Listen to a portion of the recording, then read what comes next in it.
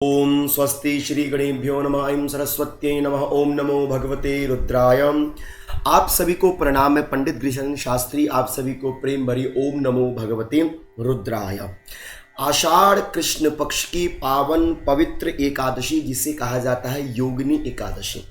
इस वर्ष योगिनी एकादशी 21 अथवा 22 कब करनी चाहिए हम गृहस्थी जनों को, तो हमें 21 जून सन 2025 दिन शनिवार को ही योगिनी एकादशी का व्रत धारण करना चाहिए और 21 जून को ही एकादशी तिथि का प्रारंभ प्रातः काल 7:08 में हो रहा है और इस प्रकार से 21 जून सन 2025 को एकादशी तिथि का भी प्रारंभ हो रहा है। इस प्रकार से हमें 21 जून को जो गृहस्थी जन है उन्हें योगिनी एकादशी का व्रत करना चाहिए 21 जून को ही। और 22 जून को जो पारण करने का समय है वह 1:50 से लेकर 4:30 बजे के मध्यस्थ में रहेगा। जो पारण तिथि के दिन हरिवासर है वह प्रातः काल 9:41 तक रहेगा। उसके तदुपरांत आप एकादशी तिथि का व्रत 1-1:30 के मध्यस्थ में कर सकते हैं। तो इस प्रकार से एकादशी तिथि तो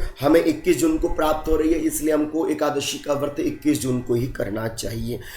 इसके अन्यत्र यदि कोई वैष्णव जन है यदि वो 21 को नहीं तो वह 22 को भी कर सकते हैं, किंतु हम गृहस्थियों को तो एकादशी का व्रत 21 जून को ही करना चाहिए।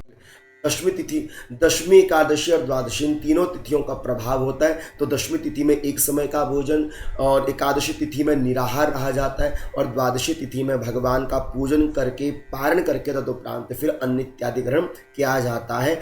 दशमी तिथि में भगवान श्री विष्णु के निमित्त दीपदान, एकादशी तिथि में तुलसी में दीपदान, भगवान विष्णु का तुलसी दल इत्यादि से पूजन करना चाहिए, जौ इत्यादि से पूजन करना चाहिए। और द्वादशी तिथि में भगवान को अनंत प्रकार का पूजन करके तुलसी की माल अर्पण करके सरल विधि से तुलसी की माल, घी का दीप इत्यादि अर्पण करके जौ तिल इत्यादि भगवान को अर्पित करने चाहिए और भगवान को भोग प्रसाद इत्यादि देकर फिर अपने व्रत का पारण करना चाहिए। तो आशा करता हूं कि 21 जून सन 2025 दिन शनिवार को हमें योगिनी एकादशी का व्रत करना चाहिए। ओम नमो भगवते रुद्राय।